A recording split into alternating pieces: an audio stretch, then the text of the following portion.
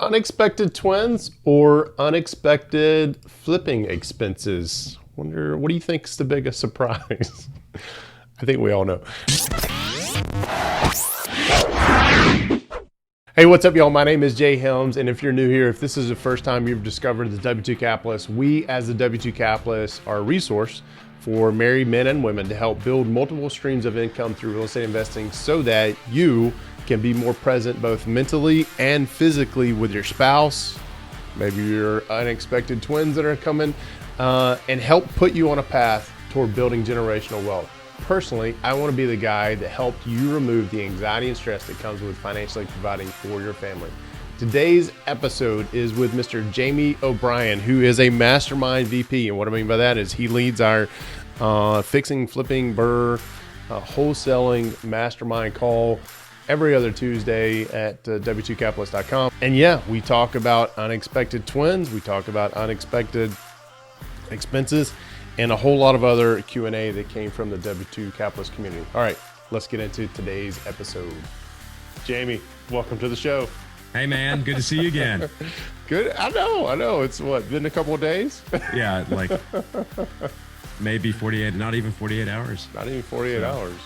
That's our wives maybe questioning why we're spending so much time together. Although we've never actually physically met. We're going to try to make that happen over Thanksgiving. But we need to. We need to. It's well overdue. I still don't know what we're doing for Thanksgiving. I know you're traveling, but yeah, it's a crazy. Everything's up in the air right now. I'm not sure. A lot of people know exactly what their plans are yet. So mine might change. I mean, I really don't know. It's true. It's true. Yeah, I don't know. We'll find it. And this show is going to come out probably the week of Christmas. So. Okay. Well, people know. But if you're when you're listening, you're watching. So today is an Ask Me Anything. Jamie has been on the show multiple times, and matter of fact, we were just chatting about potentially a co-host opportunity here. So we're going to dive into that, and excuse me, we're going to plant that seed and maybe see where it goes. But got old Santa Claus up there. Old fishing Santa Claus. He looks like he has angel wings with that palm tree behind him there. But just a better view of the fish from up there. Yeah, he's doing a little sight fishing, which, in my opinion, is the best kind of fishing. There's nothing more exhilarating than seeing something and just casting at it and then teasing it and getting it to bite. I don't. Yeah. No, there's some work behind it, not just luck.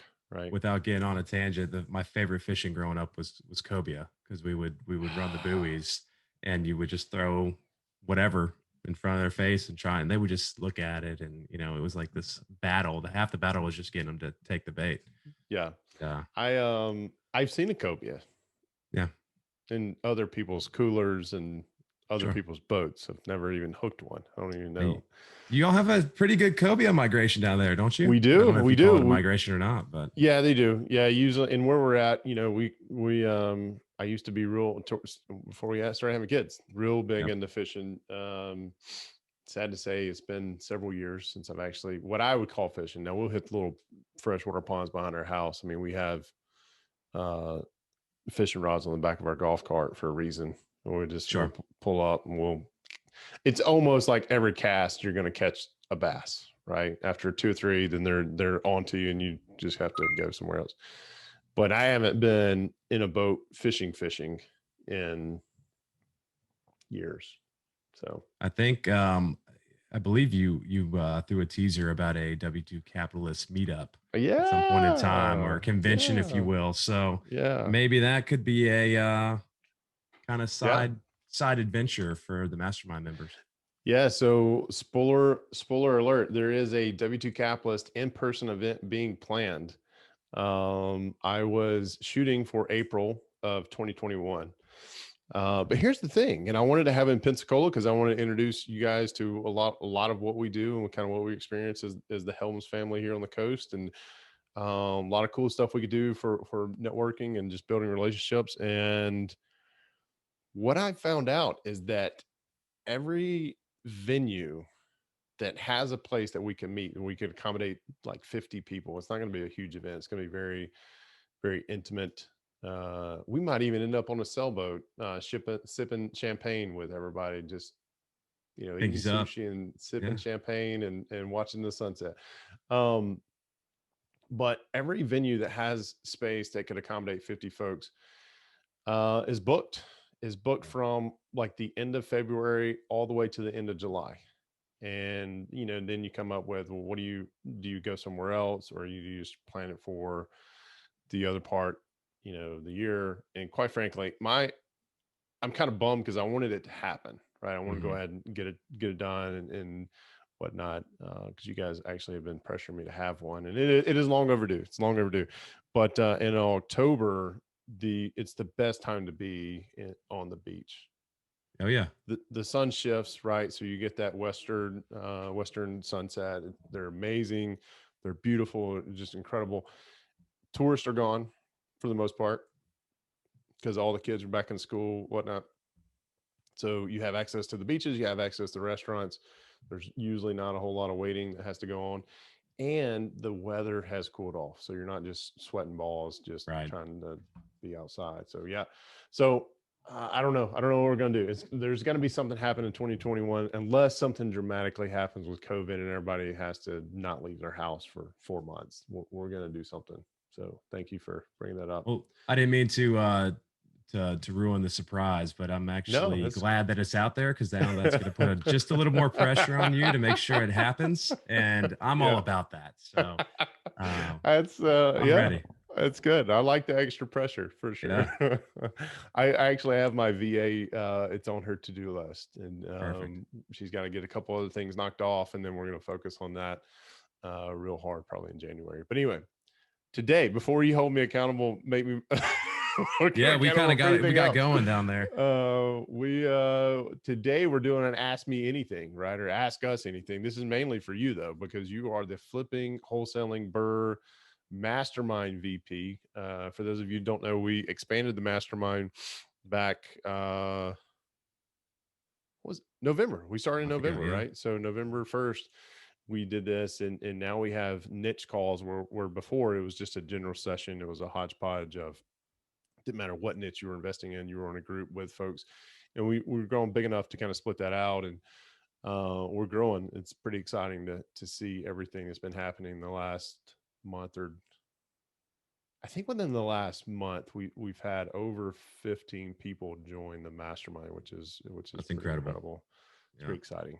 I'm super pumped. I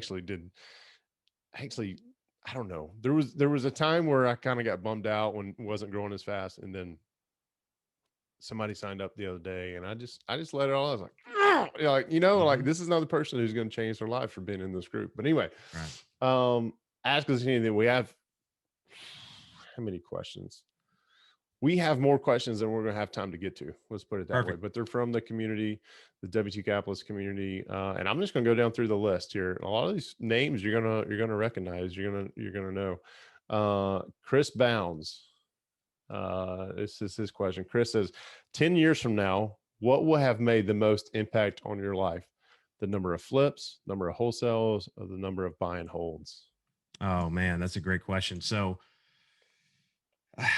they're also different, but they're all the same in my mind. Our it's a very philosophical question too, by the way. It is. We don't get a whole lot in real estate investing. It really is. I mean, I think a lot like you, I'm a big believer in buy and hold for long-term wealth generation.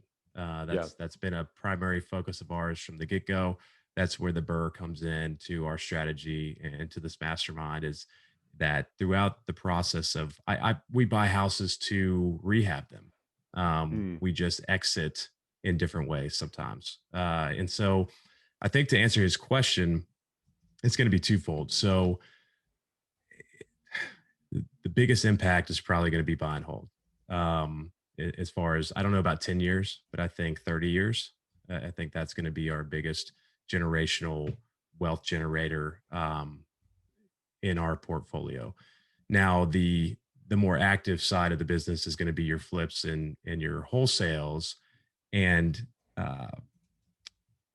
my goal is to build enough income through those active activities to give me options, whether that is to, I got furloughed in April, and I don't want to have Scary to event. rely on somebody else's dream and business. I love my job. I love my company. I want options. And so our goal is to build enough active income to, if something were to happen like that again, to not have to worry about it.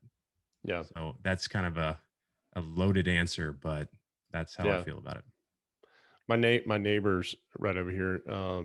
Just she wasn't furloughed or anything, but we had some storms come through and our internet was out for a few days, which we were hugely grateful that was the only thing that we had. We didn't even lose, our neighborhood didn't even lose power, which was kind of crazy. I may have said the other day, it was a couple of months ago, where Hurricane Sally came through, and she's sitting there saying, "I need the internet." She's usually just level headed, just whatnot. And she was like, "I need the internet back on because if I'm not working, I'm not getting paid." And I'm like, "Yeah, I don't know what to tell you.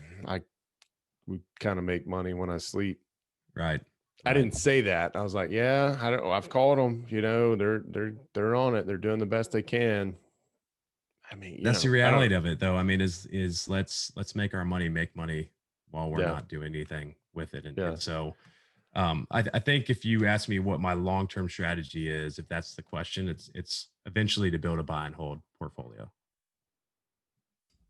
Yeah. A Do you think substantial one. you'll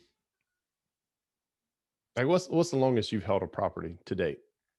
Buy and hold. We're selling it.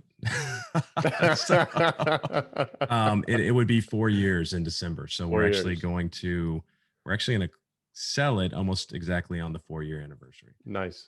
So And that just was a decision made based. It was our first or my first rental property. It's not in my immediate geographic location, so it's about an yeah. hour away.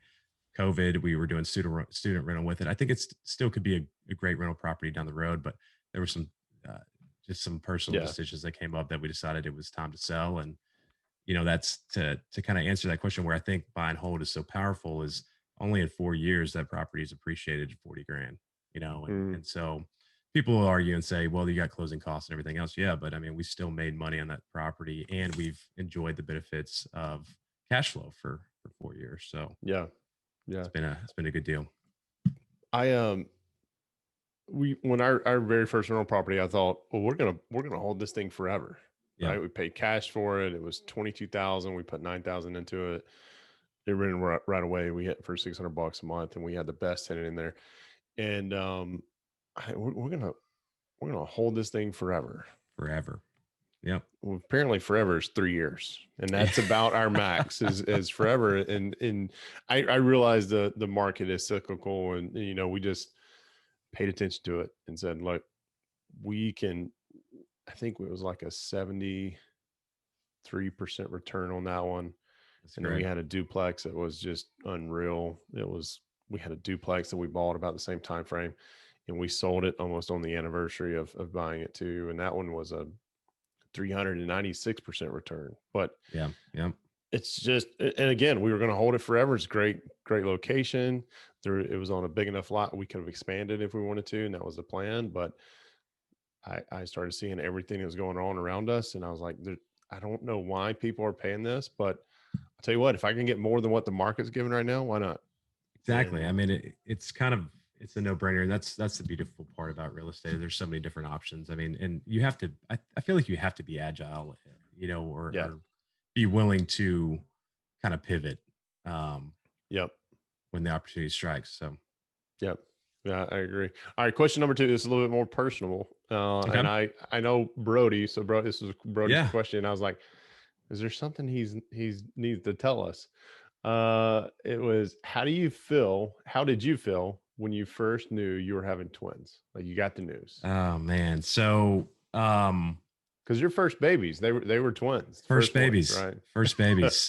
There was a level of initially excitement. I mean, we knew we were pregnant. It wasn't until we went in for that first ultrasound that I think it was pure shock. So I my day job is medical device. I've got some experience with ultrasound. My wife had no idea what she was looking at on the screen. No clue. Yeah, it's all mumbo jumbo to me too. So it's so my pure shock was I saw two, and there was actually a third sack that people don't really. We talked about it sometimes. It would just never develop. So there actually could have been three. And so my initial reaction was, holy shit. Sorry, I say, like, what are we gonna do? Like, I don't know how to handle it. It was pure shock. Excuse me. It was pure excitement because we had been going down that journey of trying to get pregnant for a while. So it was this combination. I think my wife's reaction was terror. It was just pure terror. I mean, she just had no idea what we're gonna do with two of them at one time. But it's well, there's a reason why women have children and not men. Right. We cannot handle it. I can't imagine two at once. Yep. But I mean, hey, I think it's been a blessing way more than it's been a curse. It's been hard. But it really that having twins was really what kicked this whole journey into gear. I've talked about that on I think previous episodes and a little bit, and kind of my story is when we found out we were having twins, there really was we don't have family close. There was no option for my wife to go back to work, really, especially not at the job she was at. So it was like, we've got to find another way to supplement this income or kind of grow our wealth to give my family because you don't want what I want them to have. Stay level, right? You want to grow. Exactly. Yeah. I keep forgetting that you don't have you and I are so much alike. You don't have family close by, and we don't have twins. But it's still hard, man. It's hard. I mean, you have three of them running around, so it's still tough. They're all running now for sure. Yeah. 6'3" and one. Matter of fact, the youngest just had her checkup today. All good. But yeah, what are we thinking?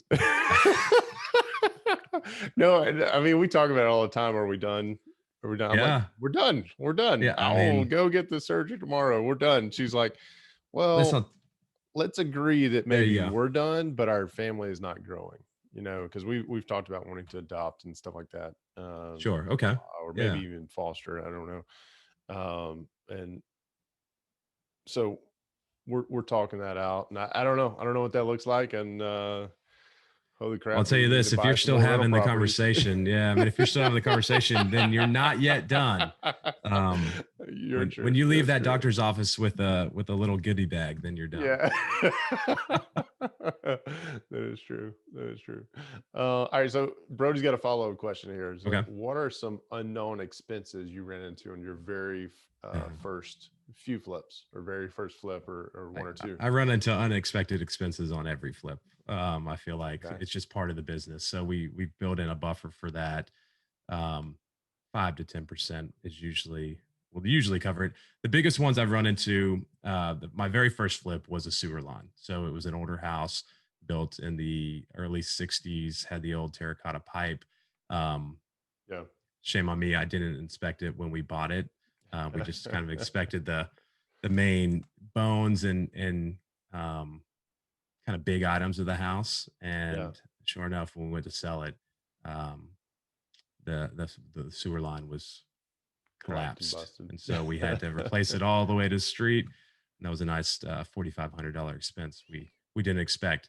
That same house also, we were doing it in the winter, and we had a water line burst after we had finished construction. So that was another $1,500 expense. Luckily, it was an exterior laundry room from the main house. Okay. And it was a water line going from the house to the laundry room. So no damage. We just had to rerun plumbing a different route. So that was my first flip, big, two big expenses that we did not expect.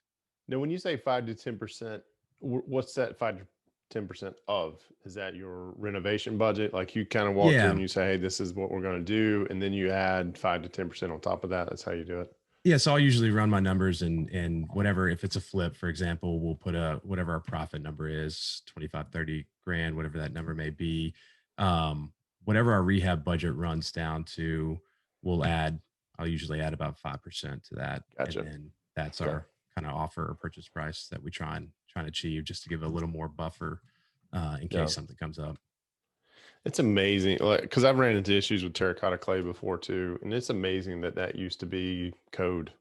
Yeah, I I don't, know. the way that it's just, I mean, they're what, 2 foot sections maybe, or 18-inch sections, and they're just clamped together, not clamped together, Just they're just bloop, pushed together. just push. Yep. Yep. I mean, I There's don't know no what way the tree roots are going to get in there once they no. figure out water's. I just don't Uh-uh. understand how that was. It makes me wonder, like, if PVC is ever going to eventually be replaced, or like, oh, it can't be this sort of PVC or whatever. I I don't mean, know. what else do you go to other than steel? I don't know, Yeah, but yeah. I had that's to just do when I ran into terracotta clay, I had to use ductile iron because we couldn't get yep, that's right. um, below the surface enough because it was near Yeah. your neck of the woods on the side of the Mm-hmm. mountain. But Too many yeah, rocks. yeah, too many rocks, too many big rocks for sure. Okay, cool. But you still made money on those deals, right? From because you had the buffer in, or was that just like a learning curve? Oh, this is where we need to put 5 to 10% up. We started doing Or 5 to 10% after that first deal. okay. So the best decision I ever made was to buy that first flip. We lost money on it. I think I lost like $1,000 or something like that at Okay. the end of the day.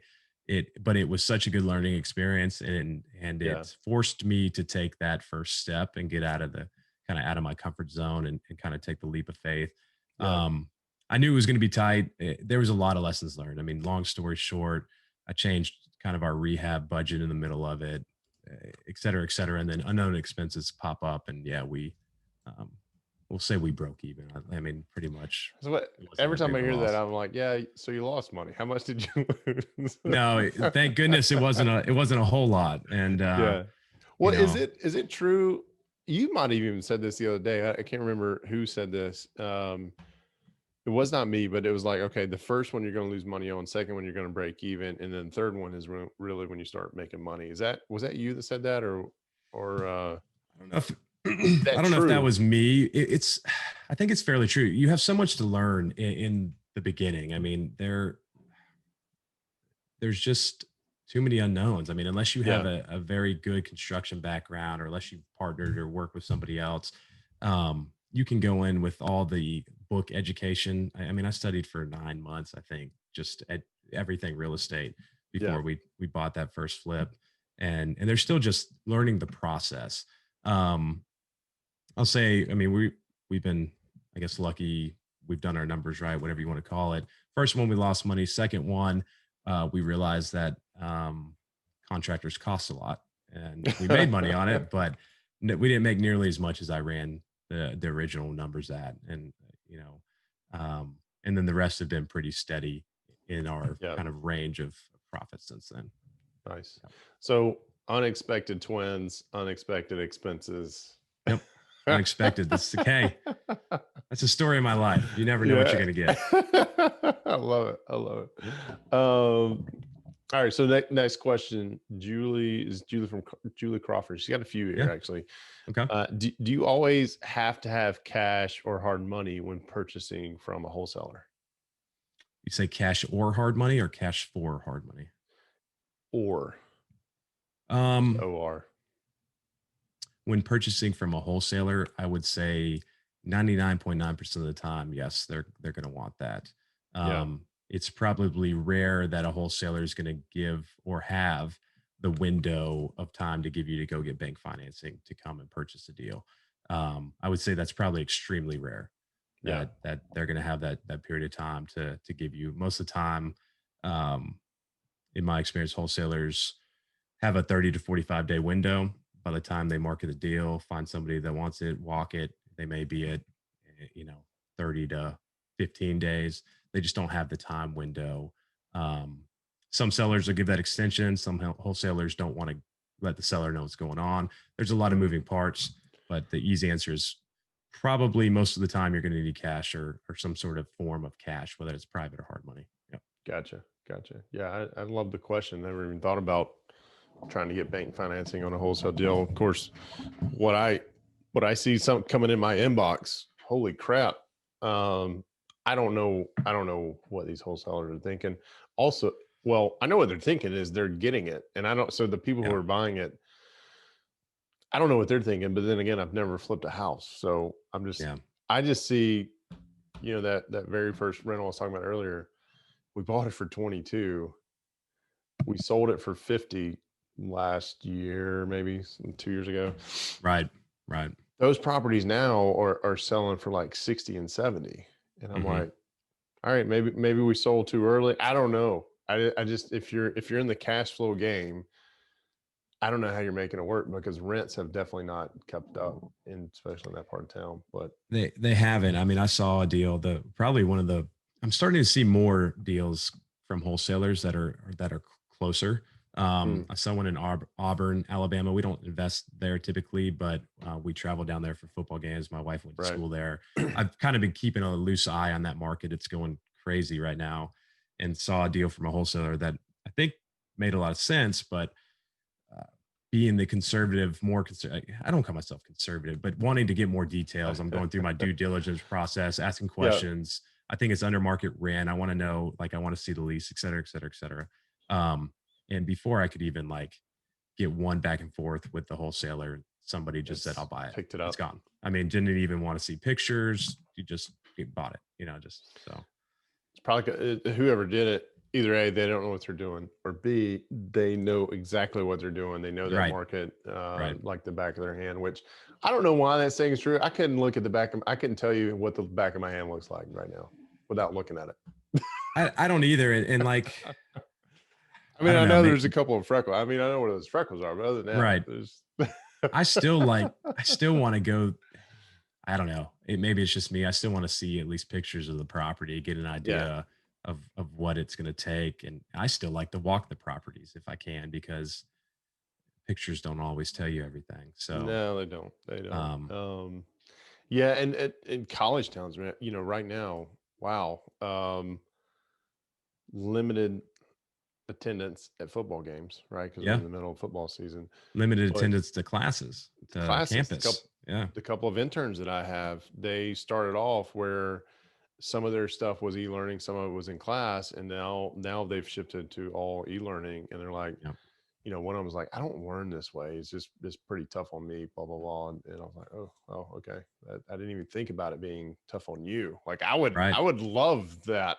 I mean, if I had that back in the day, which was internet around, I think it was. Yeah, Yeah. internet was Hey, yeah, around. it was. We I used mean, Netscape. I would have loved it because I didn't have to show up in class. I wouldn't have Oh loved yeah. it when that, final came back with a grade on it, but that's a different story.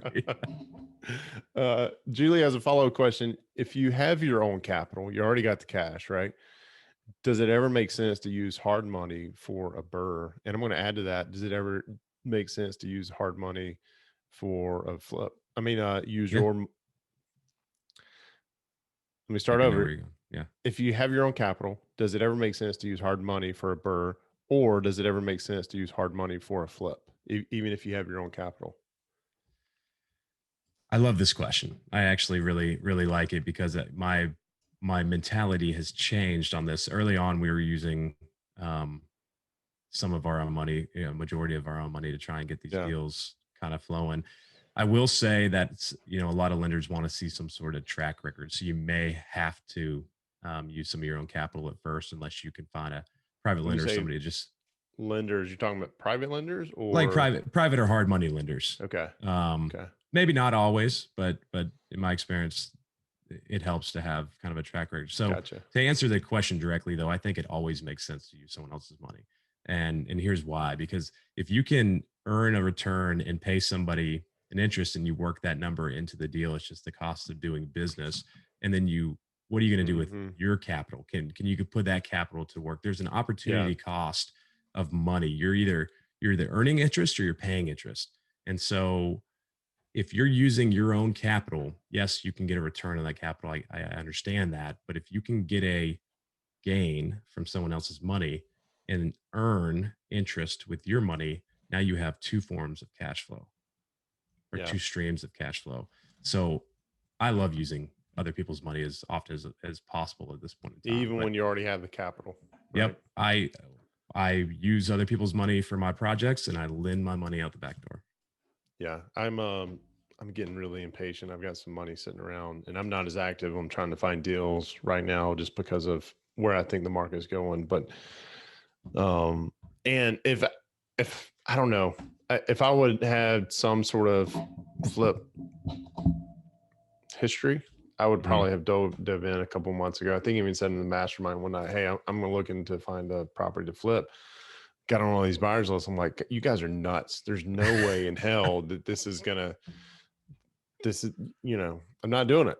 And yeah, maybe I'm in my comfort zone. Maybe it's going to be one of those. I'm just not experienced enough to be. No, I don't think so. I mean, there's if I can find one that is right. Hey, we're going to come in here, throw some paint up. Yeah. Clean it up. Then, kind of a cosmetic flooring, paint, fixtures, and call it a day. And they're out there. I mean, we've done those before, and but I agree with you. I think there is, and good for them. I mean, I think that's part of being a wholesaler. And what we talk about that is if you're wholesaling, you need to have a buyer's list, but then you need to have a VIP buyer's list, right? I think that's very important. And I think it is very possible that I am not seeing the good stuff. You know what I mean? I think there's a select few, and we're not to the volume of some of the other players in our market, and that's fine. We're getting there. But I'm 99% sure that I don't see 80% of the good deals that come out on list, because they are sent to a select few people that do big volume, and people, that's good. I mean, people know they can close. They know they're consistent. They know that they're consecutive. They know they got the money to get it done. So I think that's, if you're wholesaling, it's a big piece of your buyer's list is probably the most important piece of your puzzle. Yes. Yeah, I agree. And kudos to them. I mean, I get that's how, if they're doing it full time, that's how they support their family. And right. I don't want them to wait on me to hem haul and then miss out on a deal because I couldn't make my mind up. Right. Exactly. Yeah. Good for them. By the way, I just created the title for the episode, and we'll steal your line. It's you're either earning interest or you're paying interest. Love that. I think it's so awesome. Well, I can't take credit for it. That's a quote from Nelson Nash, who I know of Nelson Nash. I don't know him, but the infinite banking. So I'm not going to take credit for that, because someone's going to be like, Nelson Nash said that, he stole that. But I love it. It's so true. It's so true. Yep. That's good. All right, Julie, we got one more question here. Before I read the question off. Unless you did something like overnight, neither one of us are CPAs nor attorneys. And their disclaimer, that's my disclaimer, is seek professional tax advice. Yeah. My disclaimer is don't sue me. Yeah. I don't think that's good enough. I don't know, but I'm not a lawyer, so maybe it is. This is for entertainment purposes only. That's right. There we go. Anyway. Julie's question: because of the tax implications on a flip, do you have a set amount that you must make in order to make it worth it, or you would just turn it into a burr? Yeah, I mean, we definitely look for like, do you go ahead and calculate the taxes into it? Like, hey, if I sell this and I make 50,000 on it, then I'm going to pay X number in taxes, so my profit's really 40. And if I had to split that with my partner three ways, then is it worth it? Like, do you go through that kind of math, or? No, I think that's what she's asking. No, it is. And I think that's what she's asking as well. It's a great question. I mean, there are tax implications, and depending on your tax bracket, I mean, they can be substantial. I think it's bigger than that. I think if we were, I guess, to answer a question more clearly, if we're looking at a property that could go flip or burr, if I can make, especially in this market, if I can make 30 grand on it, that's kind of our number for a flip, is usually 30,000 when we go in. It may turn out to be a little less or a little more, depending on all the factors. And then on a burr, I like to make 150 cash flow. And if you just break that down, how many months is it going to take you to earn 30 grand on cash flow, and I get it. Appreciation, long term, generational wealth, debt pay down. I mean, I understand the concept. In this current market, if I can flip it and make 30 grand, I'm flipping it. Just because I think that I'll be able to get better than 150 cash flow in the future. So for me right now, liquid capital is king, and that's what I'm trying to accumulate. I don't know if that specifically answers your question. We don't have a set like breakdown, but we know usually on what we can buy it for. And based on how I run my numbers on burrs and everything else, if it doesn't hit that 150, I may still be able to flip it. But if I'm only making 30 grand on the flip, I'm probably not going to be able to burr it. Now, if I'm making way more, I may be able to do both. Does that make sense? Yep. Right there. So, I mean, if it barely meets my threshold of profit, I'm probably not going to hit my numbers on burr. But the burr will almost always hit the profit. Gotcha. Is there a number? Is there a number that you said, we'll play out a hypothetical. We're not in the mastermind, so we're allowed to do this, right? Sure. So by the way, if you don't know what I'm just talking about, so in the mastermind, you're not allowed to speak on, well, I heard this, I saw this, or I read this. If you're giving somebody advice, then or answering somebody's question, it has to be based off your experience, right? And that's what I'm referring to. But so we'll play a hypothetical. Is there a number? Let's just say you get into a property and you run into those unexpected, like tens of thousands of dollars, right? Yeah. Is there a number that says, okay, well, I can only make 5 grand off of a flip, I'm just going to burr it? Is there a number you have in the back of your head, or is it when you go into these things, you're like, all right, we're flipping it. Although, if we ran into something, we would burr it. But do you do that on every one, or it's not on every one? I mean, I guess the closest one I could speak to is one we just sold this year. Actually, we were going to burr it, went over budget. A lot of things happened. COVID happened. Refinances, cash out refinances got more difficult and or non-existent in some places for a little while. And so we made the decision to go ahead and just sell it as a flip. I think it would have been a good burr, but again, I come back to, I think I could find better ones. So then also what's the cost of tying up debt that maybe I could use on another property down the road? Maybe that's too small-minded, and I'm sure people are going to have a million different opinions about this. But at the point in time when we made that decision, it seemed like the right decision for us. It still would have cash flowed. It still would have been a great burr. I would have had no money in it, et cetera, et cetera, et cetera. But again, right now, my focus is trying to build as much liquid capital.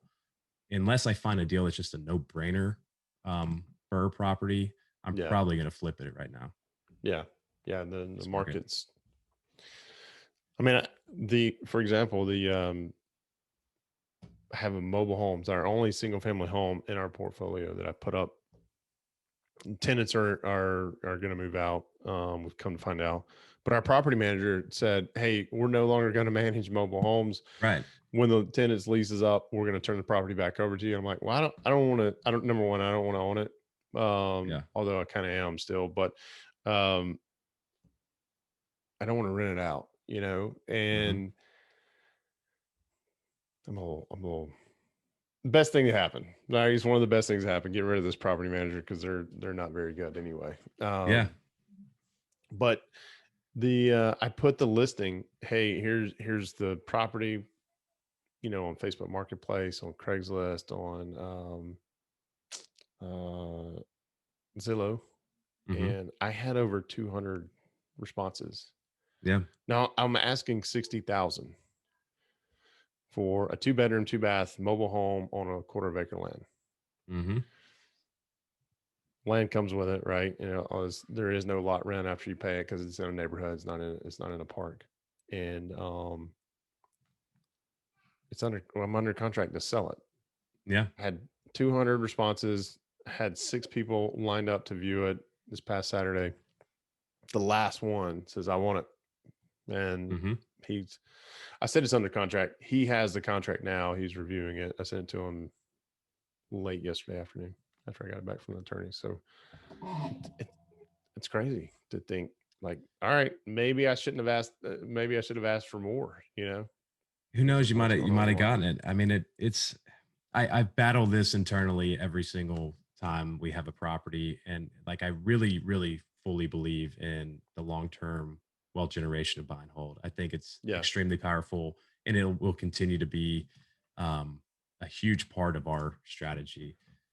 Just right now, I feel like if you can stack cash, you're just going to be that much better off if and when it hits the fan, or there's more opportunity. I don't know if it'll hit the fan per Should se. I change that to the title so we don't get copyright violations? Time to stack the cash. Time to stack the cash. You can put whatever you want as the title. I don't think there'll be. I don't know if it's copyrighted or not, but so I mean copyright. I've been spending a lot of time with a copyright, or a lot more time with a copyright attorney this year than I have ever, because of some things that I see going on and whatnot. You and I've talked about them a little bit, and there's amazing stuff that you cannot get copyrighted. It's very interesting. It's very particular, and it's once you start that process, it's a long process to get it done. But anyway, and so I don't feel like I answered that question very clearly. Just to be clear, and I know I didn't. I've heard some people, you'd have to set your own number on what that is. And I've heard some people run a number at 15 or 20 years. If I can make that amount of profit, is from cash flow over the next 20 years. Sure, that makes a ton of sense. You've got the debt pay down, you've got everything else, the tax benefits of the buy and hold. But I don't personally have like a set number that I look at to determine if we're going to flip or burr. It's kind of a gut feeling. What neighborhood's it at? What's the purchase price? Again, and kind of what do all the numbers look like? But right now, if we can make some good money on a flip, we're probably going to do it. And I'm not seeing properties that are like no brainer purchase price for buy and hold right now. Yeah, it's even though, and here's where I think a lot of investors are doing that, is they look in, they're like, if I can lock in a loan for 30 years at 2.5, 2.75, it makes a lot of sense. It makes a lot of sense. But I am not that patient, because I don't know how long it's going to take for that rent to catch up to where it actually makes sense. Right. And I don't want to put myself in that situation. I want it, there's an attorney commercial or somebody. Yes. JL Clemjack or something like, I want my money and I want it now. Right. JG Wentworth. Yeah, that's it. There's another one down here too. I think speaking of copyright, maybe they use the same thing, but I want my money and I want it now. And I don't have that kind of, like, if I had enough assets, sure. That's what I was just going to say. I think it depends on where you're at financially as well, and what your kind of income and tax brackets and everything else. Like, what are your strategies? Like, if your strategy is trying to find ways to reduce your tax burden, I think a burr and a buy and hold makes the most sense all day long. If if you're going to play in that market, I still love a flip. They're just fun to me. It's a sexy part of investing for sure. You know why I love them is because we were watching HGTV back in the day, one of those shows, and this was before we may not even been married, but I remember it like it was yesterday. I was talking to my wife and I was like, we could do this. She's like, I was like, okay, watch. That's funny. That's good. That's good. That's how we got excited about real estate investing, but through that. But like you, we start when kid number one was on the way, and somehow Rich Dad Poor Dad stumbled into my lap, and I started listening to it. And I was like, I was so pissed off, but excited at the same time, because everything I'd been taught about money was absolutely wrong until I found that book. And I was like, wow, this is. So I feel even dumber. I read Rich Dad Poor Dad years ago, and then just never took any action. I still, for some reason, thought you had to have millions of dollars to invest in real estate. And it wasn't until we found out we were pregnant that I was like, I reread it, and then I was like, okay, we just got to figure this out. You weren't the audience at the time, right? You didn't know what it meant to be a dad, and a lot of that story talks about some of that. So good stuff. All right, so I'm going to say my disclaimer again. We're not CPAs, we're not attorneys. Chris is kind of a follow-up question to Julie's, is what should we expect for tax implications when underwriting a flip? Like, what do you bake in? Do you 30% more? What, I mean, I bake in whatever your tax tax bracket's bracket going to be. is. It's Yeah, your, that's what it's I figured. yeah, it's I just blanked on what it's called, but it's whatever your capital gains. Yeah, capital gains is going to be your standard tax rate most of the time. I don't really look at that until the end of the year. Maybe I should. I do. Let me take that back. I do me, from yeah. a like a big picture standpoint. Like if end of the year right now, we've got a couple properties coming up for sale. If one was going to put me into the next tax bracket, I would wait to sell it till next year, and just try and play that game. But at the end of the day, tax man is going to get his. We've got, that's what the buy and holds are for, in my opinion, is trying to pull down that tax liability. Unless you're planning on doing slow flips or whatnot, and that's a whole different conversation. Unless you're going to hold it longer than a year, you're paying the taxes. So just figure out what your profit number is you're comfortable with and pay the man. Yeah, I don't as little as possible, but pay him as little as possible. Absolutely. If you're not doing around 7%, you need a new CPA. Something's wrong. There you go. While you may be in that 27, 30% tax bracket, whatever, at the end of the day, if you're not paying 7% and you own investment properties, you're doing something wrong. I know guys who have worked it out where they paid zero taxes in the last couple of years, and that's one thing where I struggle with is I don't have an overall tax strategy, right? Is I don't either. By the end of the year, I basically show them, hey, here's what we did. Mm-hmm. Here's our W-2 income, blah, blah, blah, which that no longer exists. I'm really interested to see what our taxes do this year.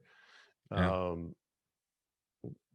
But I don't have a strategy like you were talking about. Hey, if we close this one, or I've heard of people when they're selling properties that they'll push them off, like here we are toward the end of the year. Mm-hmm. They'll actually push the closing off till January 2nd or 3rd, right?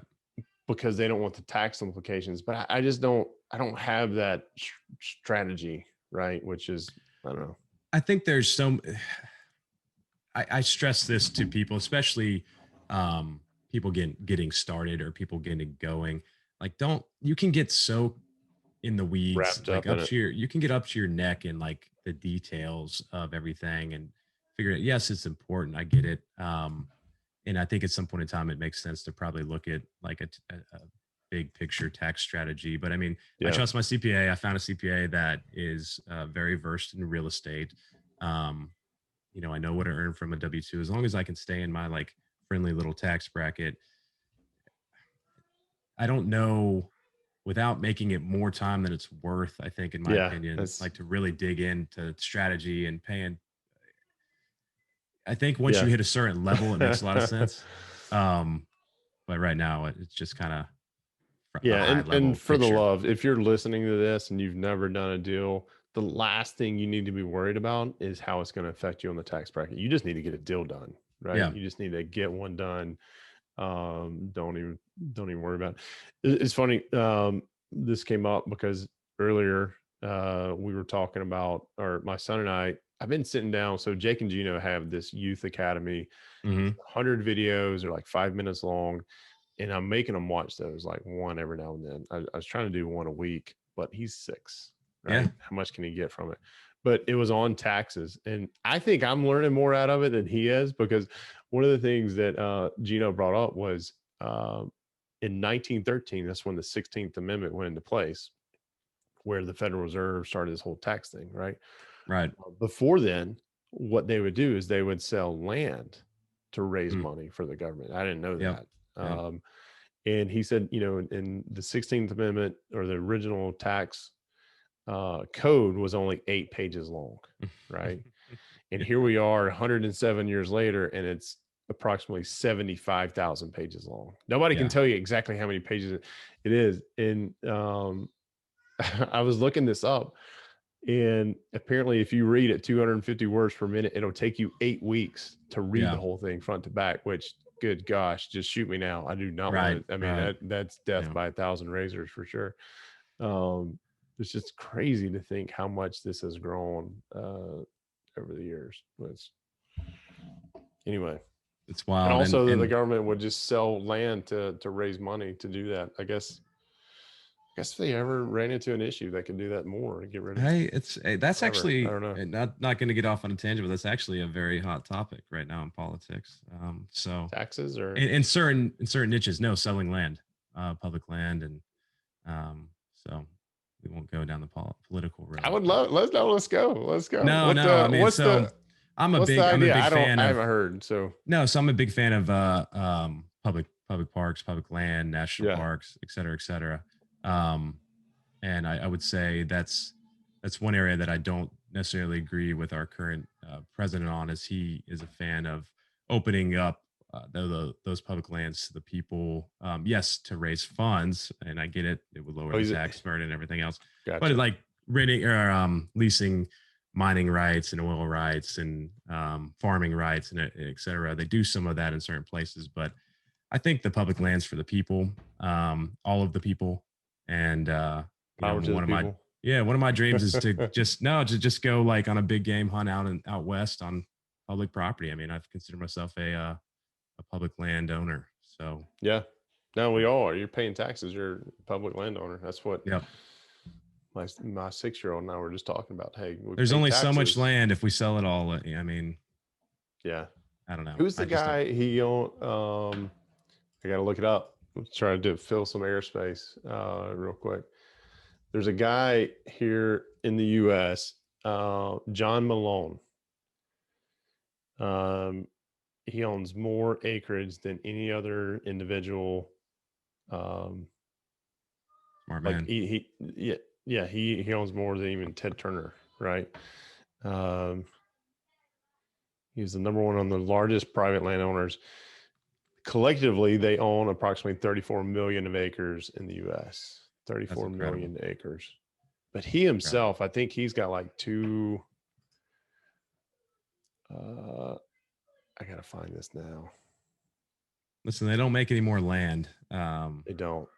It's on my one day short list to have my own little piece of mine paradise. Too, but it's yeah, John Malone, 2.2 million acres. That's close. I was gonna say 200,000, but that didn't sound right. Yeah. CEO of AT&T back in the day. There you go. Or not CEO of AT&T, of TCI, which is a telecom company AT&T bought for the tune of $50 billion. There's your fun fact for the day. Fun fact. Yep. All right. So I want to give shout out to Jason May. He also asked a question here, but we kind of covered it, is how do you determine if it's a better to keep versus a flip? Anything else you want to add to that one? No, I don't think so. I think it all comes back to what's your strategy. And for me, it comes down to purchase price versus sale price versus where I think we are in the big scheme of things. I am still trying to learn the market cycles and everything else. I think I take a lot of advice from people who are a lot smarter than I am or have been through different cycles. And so for me, it's just right now, my personal strategy is to try and stack cash with the thought that we're going to have the opportunity to buy better deals in the near future. So, and then what if you're wrong and you're sitting on this pile of cash? Well, guess what? I can still lend it to people doing deals. I can still make money with it. That's the beautiful part about real estate. I mean, I totally understand the analogy of another Nelson Nash quote, or I don't think it was him. Someone else said it first, but the best Ziglar. Best time to plant a tree was yesterday. The next best time is today, or 20 years ago. The next best time is today, or whatever. So, it is what it is. There's always going to be deals. There's always going to be life happening. There's always going to be people that need to sell properties. And cash finds opportunities. So it does. It does. I've got some sitting around. I got to put to work. I'm being lazy right now with it. I don't know. All right. I don't know if I'm being. I think that's laziness label is me trying to convince myself that I need to do something with it, and my patience is wearing out. I think that's what that is. But anyway, that's it, Jamie. That's we went for almost an hour. Is that all the questions? You said we weren't going to make it. You weren't going to make it in time. I didn't think we would. Give me a fire round. Where's that fun little game you play where you pull up a random question? We'll do that. All right. Yeah. While I'm bringing this up, so if you're interested, Jamie leads the Fix Flip Wholesale Burr Mastermind call. It happens on every other Tuesday night. You can find more information out at W2Capitalist/mastermind. Jamie's also in the Birmingham, Alabama area with O'Brien Homes. That's the company he operates out of. Jamie, where can people find out or contact you if they're so interested while I'm bringing this up? Yeah, I think the best way is details. Just facebook.com/O'Brien Homes, OBRIEN HOMES, and that'll pull up our page, and you can message us. Goodness gracious, cut that out. Or give us a call, send us a text, whatever. I'm happy to kind of respond and help anybody I can. All right, so here we go. Off the wall is what we're calling this segment. Off the wall. I like it. This one kind of relates to fix and flip, or it can. Just in general, though, do you make a pros and cons list, or do you just go with your gut? My first instinct was to say go with my gut. I will say when I'm looking at a property, though, there's definitely a broke down, like detailed. There's numbers. It's only numbers for me. It's what's it going to cost? What's it going to cost to rehab it, and then what's it going to sell for? So I wouldn't say I do pros and cons.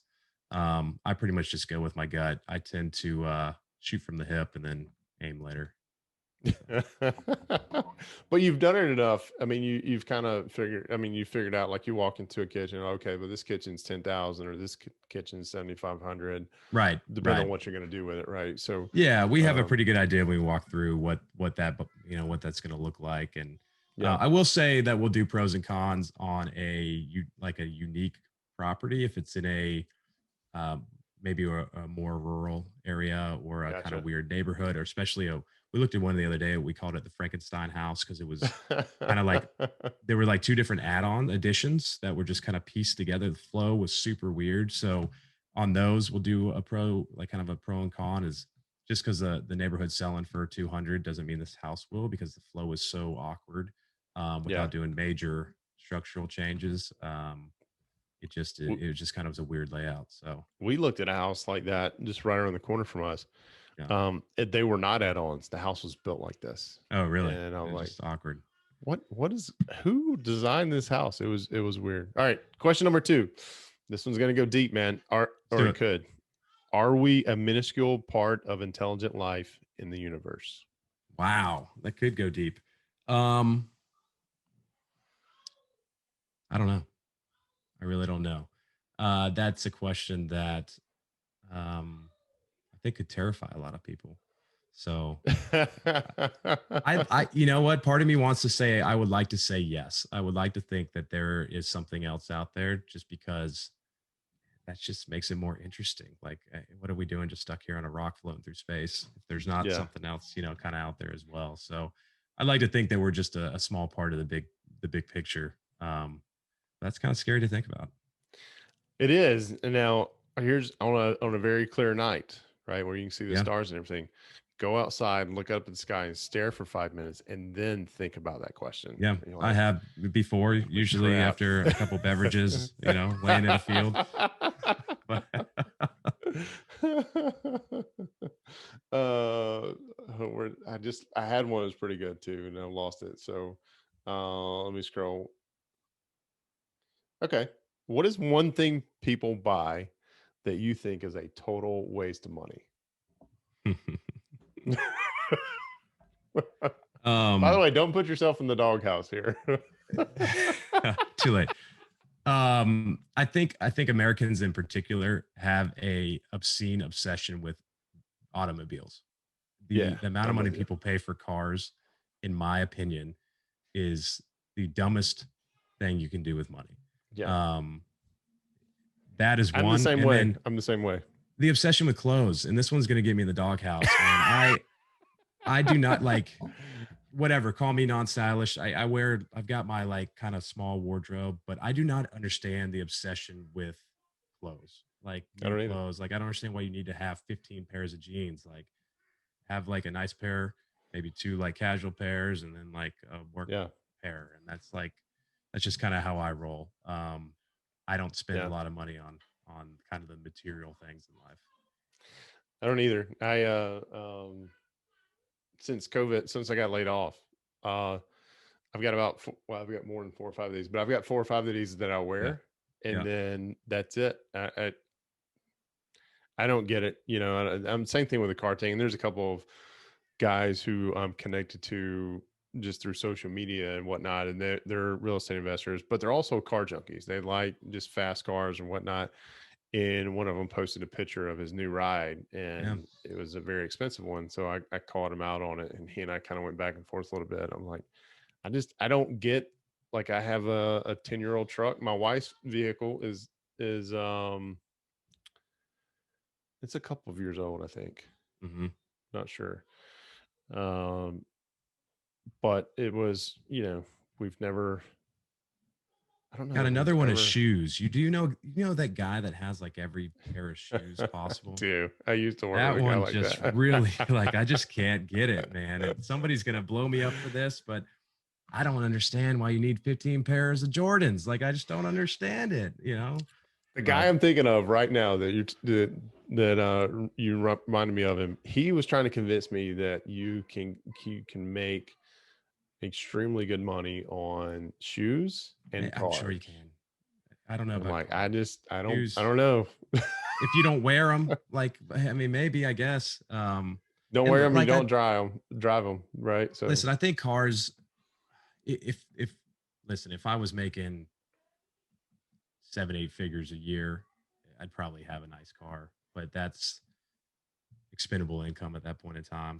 I think a lot of people put themselves in bad financial positions because of vehicles. And that's where I don't understand that decision. I don't think there's a dollar amount that I can make where I'm going to then go buy a car that I can't afford or doesn't make sense. I mean, I'm going to have my truck. I'm never going to buy a new vehicle, because the moment, I mean, it's true, the moment you drive off the lot is worth a lot less. Right. Jamie, good catching up with you, man. I'm gonna go eat supper and then get ready for the Thursday night edition of the W2 Capitalist Mastermind. We've got about an hour. I can't believe the kids haven't been screaming more than what they have been, because it's supper time. And no, man, get to it. Do the family. I appreciate you having me back on. It's always fun to catch up, and that was a fun episode.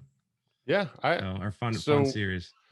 Let's do it again. Let's go ahead. I know Adam, who leads the buy and hold call, he wants to have a discussion with all you guys about, all right, here's why my niche is the best. We would have a pretty good conversation about buy and hold versus flip, and we've had that conversation offline, and he has some very good points. But that would be fun. I just interviewed Neil Bawa, who's a multifamily guy, right? And he was talking about how he only invests in Class A, and Class C is where he goes, there's no money to be made in Class C. And I was like, Neil, and I told him before we recorded, I said, Neil, there's a couple of things I don't agree with you on, so I'm going to call you out on them. Is that okay? Right. He goes, yes. So in that, I asked him, I said, Neil, I said, what do you mean there's no value in value add? And he goes, well, and he started backtracking a little. He justified his reason of why he's now focused on Class A and actually developing some stuff. And it was very, very well thought out. And then he admitted half his portfolios is Class C. Right. And I was like, yeah. So what you're saying is your post on Instagram was this, and it wasn't the full picture. He was like, yeah, it wasn't the full picture. He goes, I'm sure somebody in my social media team was using it as clickbait, and obviously it worked. I was like, yeah, there you go. Got it. Yeah. So anyway, Jamie, good talking to you, man. I will hopefully see you in person next week. We'll figure that out. I hope so. Let me know. Yeah. I'll text you, and we'll see if we can figure that one out. All right, man. Have a good night. All right. See you, buddy. All right, y'all. So I hope you enjoyed this episode with Mr. Jamie O'Brien, again, Mastermind VP of the W2 Capitalist. And here's what I recommend as next steps. Number one, connect with Jamie. There's going to be some links in the show notes below. Connect with him. Awesome resource when it comes to fixing, flipping, burring, wholesaling, and also dealing with twins. His twin girls are I think they're, oh man, I should know this, 3 or 4 years old right now. He primarily hangs out on Facebook, so that link is down below. Second step here is let me know in the comments what you thought of, or what questions you may have for the next Ask Me Anything episode we do with Jamie and all the other mastermind VPs. We're going to start coming with you at these, try to do one a month, right? But what resonated with you, what didn't resonate with you? If you liked everything, give me a thumbs up. If you like some things, give me a thumbs up. If you didn't like anything, you're still watching this, go ahead and hit that thumbs down. Still helps with the whole algorithm, right? But third thing I recommend you do, connect with us in the W2 Capitalist community. You can find out more about that at w2capitalist.com/community. And while you're over at W2 Capitalist, if you want to know more about the mastermind, just click on the button for mastermind, and hopefully we will see you in there. Next up, I want to see you in this video right here. Next up, I want to see you in this playlist right here that deals with all of our fixing, flipping videos that we have in our... Next up, I want to see you in this playlist right here for all of our fixing, flipping, burr, and wholesaling videos. That sounds redundant, but I'm going to go with it.